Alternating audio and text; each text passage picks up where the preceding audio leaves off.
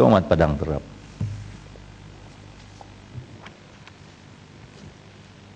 Assalamualaikum warahmatullahi wabarakatuh. Salam sejahtera, selamat tengah hari. Terima kasih Datuk Pengerusi. Saya ingin bangkitkan beberapa butiran dalam Kementerian Pelancongan ini. Yang pertama berkaitan dengan 020100 dasar pelancongan. Jadi peruntukan kalau kita lihat di dalam buku yang dibekalkan kepada kita ini, anggarannya lebih kurang 220 juta. Jadi saya ingin persoalkan, saya nak bacakan sekali dengan butiran 020300. Yang pertama saya ingin bertanya kepada pihak kementerian, Menteri, terima kasih kerana hadir pada tengah hari ini. Setakat berlaku konflik di sebelah barat, kita telah melihat berkembangnya suatu apa yang disebut sebagai Islamophobia. Jadi saya ingat dia telah memberikan kesan yang cukup besar dalam industri pelancongan dunia, termasuklah pelancong-pelancong daripada Timur Tengah dan juga Arab yang mengurangkan aktiviti pelancongan mereka di sebelah negara-negara barat. Bahkan kita lihat bagaimana negara-negara barat telah mengenakan beberapa undang-undang yang agak ketat sehingga menyebabkan mereka mencari suatu tempat yang lain, destinasi pelancongan yang lain untuk mereka dan juga keluarga mereka. Jadi saya ingin bertanya lah, setakat yang ada di dalam maklumat kementerian, berapa ramai ataupun berapa juta pelancong-pelancong yang buat peralihan ini? Adakah data-data di peringkat kementerian swing daripada negara-negara barat ini dengan berlakunya konflik-konflik di akhir-akhir mungkin 5 tahun yang terakhir ini, yang mereka berpindah dan mencari destinasi pelancongan di sebelah negara kita? Jadi saya percaya pihak kementerian sudah mengambil langkah-langkah yang terbaik untuk promosi negara kita kepada pelancong-pelancong yang menggunakan kesempatan musim panas mereka untuk berada di negara kita, negara yang tropika ini. Dan saya juga setujulah mana yang dibahaskan oleh kawan-kawan kita, produk pelancongan kita ini yang dicari oleh pelancong-pelancong daripada negara Timur Tengah ini, sudah tentulah mesti ada kelainan daripada apa yang terdapat di negara mereka. Hutan tropikanya, batu, gua batunya dan sebagainya, ini perlu digilap dengan baik oleh pihak kementerian. Dan saya ingin bertanya juga, sejauh mana ataupun dalam rekod kita, mungkin rekod dalam Kementerian Kewangan mungkin kita boleh dapatkan, ataupun pelancongan ini, kadar tukaran asing hasil daripada limpahan pelancong-pelancong ini. Maksud saya, pelancong manakah dalam rekod kementerian mempunyai daya beli yang tinggi, yang begitu kompetitif, daya saing yang tinggi. Jadi saya rasa kalaulah kita ingin melihat suatu tukaran asing yang lebih banyak dalam negara kita, beredar di negara kita, wang mengalir ke negara kita, fokus kementerian sepatutnya ialah melihat kepada pelancong-pelancong yang akan membelanjakan wang yang terbanyak daripada poket mereka dalam negara kita. Jadi ada beberapa niche market. Ya Muhammad, boleh tanya sikit? Saya ada 10 minit. 10 minit, 1 minit. Okey.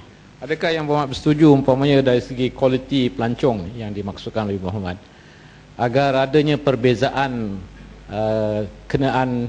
pengenaan charge ataupun bayaran khidmat sama ada bilik hotel dan sebagainya, dan kepada tarikan-tarikan pelancongan yang lain, dibezakan antara yang pelancong domestik dengan pelancong asing?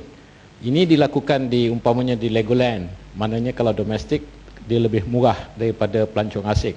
Tetapi dari segi hotel dan kemudahan pelancongan yang lain, kadang-kadang kita lebih memberi harga yang rendah kepada pelancong asing, tapi mengenakan lebih bayaran kepada pelancong domestik. Adakah yang Muhammad maksudkan kepada kita pergi ke arah itu? Saya rasa itulah tadi disebut oleh kawan-kawan, saya setuju bila kawan-kawan tersebut. Terima kasih kepada Johor Bahru. Antara yang disebut oleh kawan-kawan kita ialah insentif yang boleh diterima oleh pelancong-pelancong daripada luar negara ini. Apa insentif yang menyebabkan mereka tertarik untuk datang ke Malaysia? Yang saya rasa itu lebih penting bagi kita. Sekiranya wang yang dibelanjakan oleh pelancong luar ini boleh boleh stimulate ekonomi negara kita, saya rasa tidak ada masalah untuk kita memberikan kepada mereka beberapa tawaran-tawaran, package-package yang menarik. Saya rasa itu tak jadi masalah. Sebab kita yang domestik ni mungkin kita boleh mendapat tempat-tempat yang lebih murah untuk didiami sementara kita melakukan aktiviti pelancongan. Jadi saya ingat kepada kementerian berapa banyak tukaran asing dalam pengetahuan pihak kementerian. Dan saya juga ingin melihat sejauh manakah pelajar-pelajar antarabangsa yang menyambung pelajaran di Malaysia ini, mereka menggunakan kesempatan untuk berada di Malaysia untuk melakukan aktiviti-aktiviti pelancongan. Dan adakah mereka juga adalah merupakan pelancong yang tegar? Mereka terlibat sebagai student, mereka melancong sebagai menyambung pelajaran, tapi pada masa yang sama adakah mereka juga menggunakan kesempatan tersebut untuk melanjakan wang mereka di Malaysia. Juga saya ingin bangkitkan isu pengangkutan dalam butiran yang sama, yang melibatkan pemandu pelancong. Saya dipahamkan ada beberapa kategori yang disebut oleh kawan-kawan kita tadi, pemandu pelancong daripada Korea, daripada luar negara. Yang pertamanya mungkin mereka mengambil kesempatan. Ya, saya akui mungkin mereka mengambil kesempatan, mereka juga sediakan package pelancongan di negara kita. Tapi di sana ada juga pemandu-pemandu pelancong yang bukan sahaja mereka berada di bandar-bandar. Mereka ada juga yang terlibat naik ke bukit, masuk kawasan pedalaman, masuk kawasan paya, masuk kawasan hutan. Dan adakah aktiviti-aktiviti ini juga diganggu-gugat oleh pemandu pelancong ini? Dan bagaimanakah pihak kementerian boleh menyediakan pemandu pelancong di peringkat tempatan yang lebih kompetitif berbanding dengan mereka datang ke sini dan mereka ambil package yang ditawarkan oleh pemandu pelancong yang datang daripada negara asal mereka dengan pemandu-pemandu pelancong yang dilatih sebagai misalnya oleh pihak kementerian dengan kursus-kursus bahasa dan sebagainya, dengan kursus PR dan sebagainya, yang boleh menyebabkan pelancong-pelancong ini boleh beralih menggunakan khidmat pemandu pelancong di dalam negara kita, pemandu pelancong tempatan. Jadi saya cadangkan pada pihak kementerian supaya menyelesaikan masalah komunikasi ini, mewujudkan kelas-kelas dan sebagainya yang boleh memantapkan lagi prestasi pemandu pelancong di peringkat tempatan. Juga butiran yang sama, persidangan antarabangsa, salah satu daripada kaedah untuk kita jemput pelancong datang ke dalam negara kita. Insentif-insentif yang ditawarkan, adakah ini yang menyebabkan persidangan-persidangan dilakukan ataupun diadakan di Malaysia?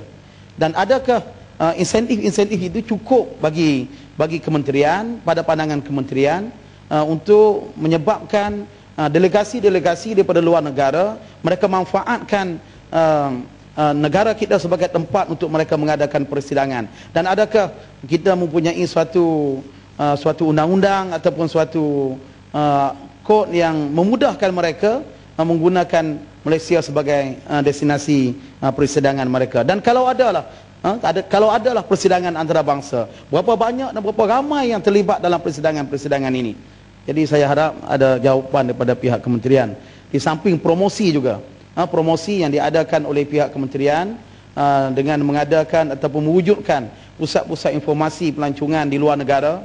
Berapa banyak negara sebenarnya yang digunakan dengan menggunakan peruntukan yang ada, diwujudkan pusat-pusat informasi ini, dan bolehkah nyatakan negara-negara tersebut yang menjadi sasaran kepada Kementerian Pelancongan kita? Butiran 01300, saya nak cadangkan kepada pihak kementerian. Saya di kawasan saya, Padang Terah, ada tempat kami tak banyak produk-produk pelancongan ini, yang ada pun tak dimanfaatkan. Cuma saya nak cadangkan satu rumah yang pernah digunakan oleh Tunku Abdul Rahman, yang teramat mulia Tunku Abdul Rahman, Perdana Menteri Malaysia, yang merupakan pegawai daerah yang pertama, yang di antara pegawai daerah di Padang Terah, Perdana Menteri yang pertama yang pernah menggunakan rumah tersebut. Dan saya dipahamkan dalam rekod sejarah kita, memang ada isteri yang teramat mulia yang meninggal di Padang Terah pun akibat daripada taun kolera satu ketika dulu.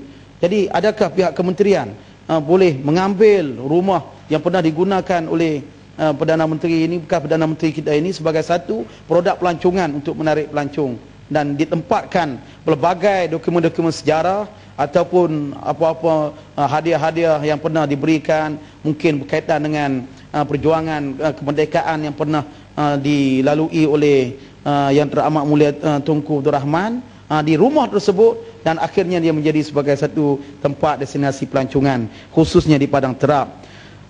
Yang terakhir, pengurusi yang terakhir 01900, pembangunan ekoturism. Kita dah bahas banyak kali dalam Kementerian Pengangkutan dan sebagainya, bagaimana satu lebuh raya, satu jalan baru Tekih Trans Eastern dibina di antara Baling dan juga di Kota Putra yang menghubungkan Malaysia dengan Thailand, pintu baru yang dibuka di Kota Putra, Durian Purung. Jadi di sepanjang jalan ini terdapat banyak produk-produk pelancongan yang belum lagi dipelopori ataupun dimanfaatkan sepenuhnya oleh pihak kementerian, termasuklah Tasik Pedu ataupun Empangan Pedu, Empangan Muda, yang juga melalui kawasan Parlimen Sek. Jadi saya rasa adakah baiknya sekiranya pelancongan yang berbentuk ekoturism ini diwujudkan dan juga dimanfaatkan sebaik mungkin untuk pelancong-pelancong daripada luar negara yang sudah pasti, kalau daripada Thailand, daripada Vietnam, mungkin selepas daripada ni akan melalui jalan-jalan ini. Dan saya rasa perlunya pihak Kementerian Pelancongan berbincang mungkin dengan kerajaan negeri ataupun agensi-agensi yang terbabit, dengan majlis daerah sebagai misalnya, pihak berkuasa tempatan, untuk memanfaatkan empangan-empangan yang cukup indah, cukup baik ini untuk dijadikan sebagai produk pelancongan ekoturism. Jadi saya ingat, terima kasih banyak Datuk Pengerusi. Assalamualaikum warahmatullahi wabarakatuh.